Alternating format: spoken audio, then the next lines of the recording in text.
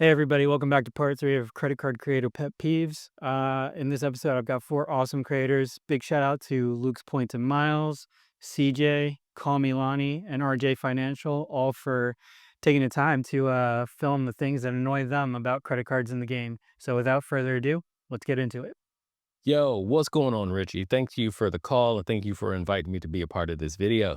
Now, here are 3 of my pet peeves. Well, 3.5. And the first one, just to jump right into it, is debit cards. Like, people that are still using debit cards is a huge, huge, huge, huge pet peeve of mine. You should be using your credit card as a debit card, especially if you want something back. If you're trying to get cash back, a travel reward, anything like that, your debit card does nothing for you. So why are you even carrying it? Why are you using it? For everyday spend? I don't get it. It's a huge pet peeve of mine. The second one, here's a two-parter for you. Getting a new card just for a sign-up bonus without any intention to continue using the card after you get said sign-up bonus. I personally think that burns an application. It might be a hard pull with Chase. It takes up a spot with 524. You get those points, you're not using them. You may redeem those points, and now you're left at a deficit looking for another card that just ate up a slot that you could apply for. Now, I know that's not with every bank or every card issuer, but it's a pet peeve of mine. The other half of that is to get a card just for a certain perk that you could get cheaper. Oh, too many times have I heard someone say like, "Oh, I'm gonna get a Surpass card because I can earn that free night certificate." Now, granted, if you're gonna spend $15,000 within that year to earn that free night certificate organically, then sure. But if you're treating that free night certificate like a sign-up bonus, you're spending $15,000 to get there. It's cheaper just to buy whatever room you wanted. Probably cheaper to buy the whole vacation than you wanted. So once again, it's like, "Oh, yeah, I want this card because I get this reward and that's all you're gonna use it for," then it'd probably just be cheaper to buy the room or whatever that perk you're trying to get is. And last but not least, the perfect credit card or the perfect credit card setup. I hate when people say this. I don't like it saying it myself, and that's because there is no perfect credit card. Every single person is different, which means every single credit card and how they can use it can be different. Every single strategy is different because every single person fits living in a different place or could be not spending money the way you have, or don't have as much money that you have, or has more money than what you have. So there is no perfect strategy to get to whatever their goals are. Now, granted, had no problem with educating, sharing experiences. Please don't stop doing that, 100%. But to say, you're messing up if you don't follow this strategy, or you're messing up if you don't have this card, we got to stop doing that. That's a huge pet peeve of mine as well, because not only does it not work for everyone, you could be setting somebody else up for failure. And if one person fails, that's the weak link in the chain. And we know what happens to the weak link in the chain. We don't want that. Not in this community. So there you go. There are my 3.5 pet peeves of the credit card game. I'll holler at you soon.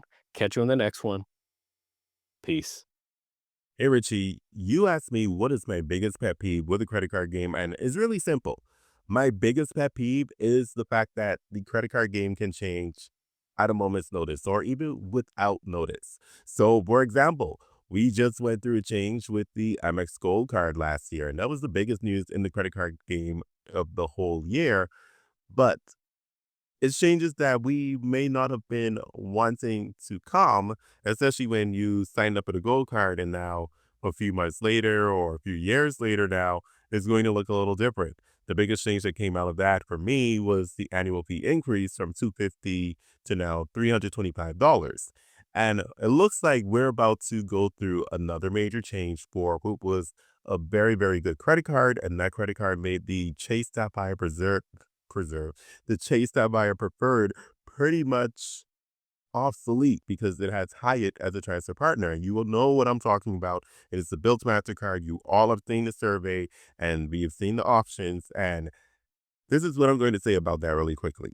It just looks like the Built Mastercard is not going to continue the way in which we see it today.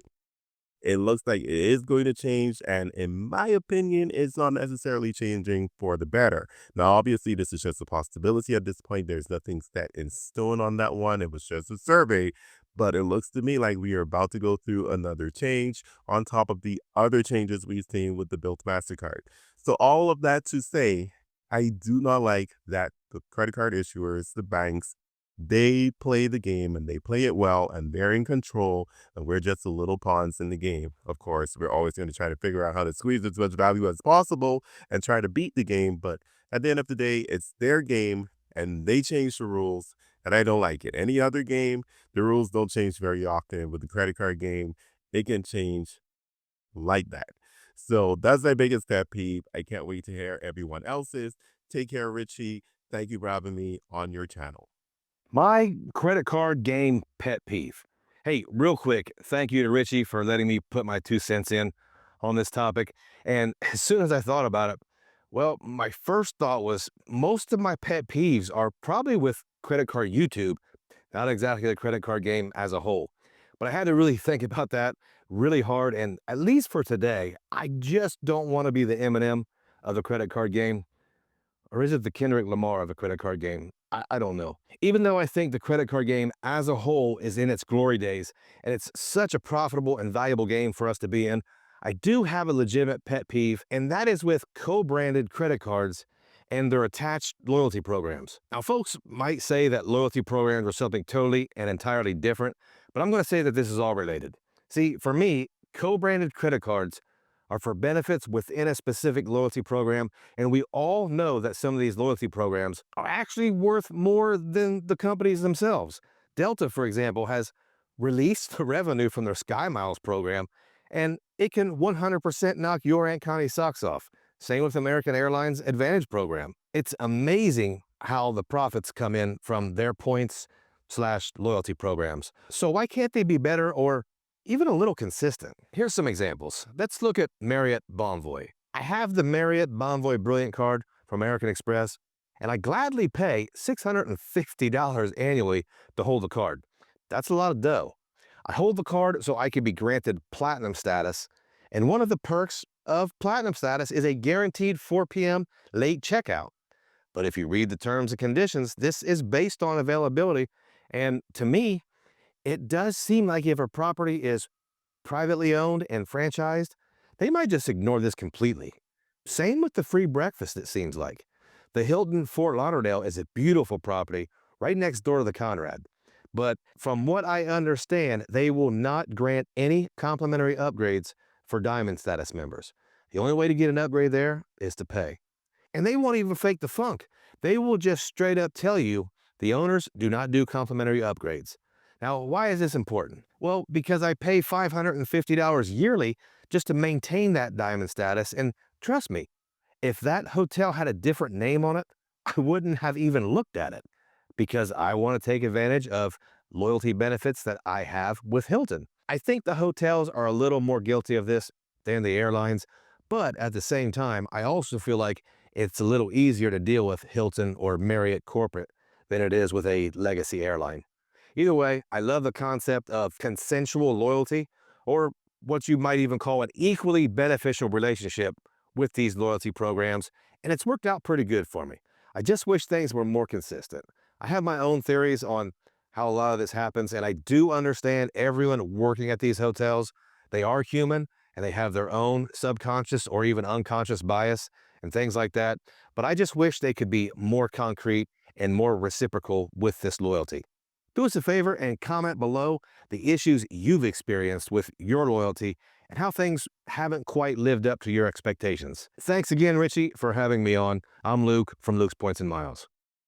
Hey internet's RJ. Shout out to Richie for having me on his show, talking about a few things that drive me crazy, really grinds my gears, if you will, in the credit card banking space. So I've got three. We're going to try to keep it at 2 minutes like our guy told us to do. But first one is going to be redemption restrictions or requirements. And by this, I mean cards. Like if you think about your Elan Max Cash Rewards, for example, US Bank was like this for a while, probably because those two are related, where you have to redeem in increments of $25 each.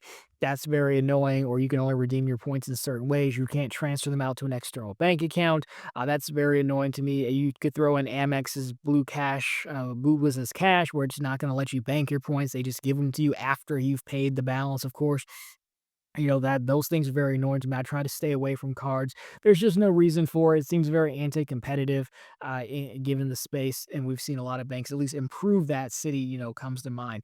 The other two I have here are more macro level, and this one is hypocrisy, right? So when I say hypocrisy, I'm talking about if for my credit card statement, my payment is due on this date by 11:59 p.m. of that day, not after, not an hour later, not a minute later. It's due that day.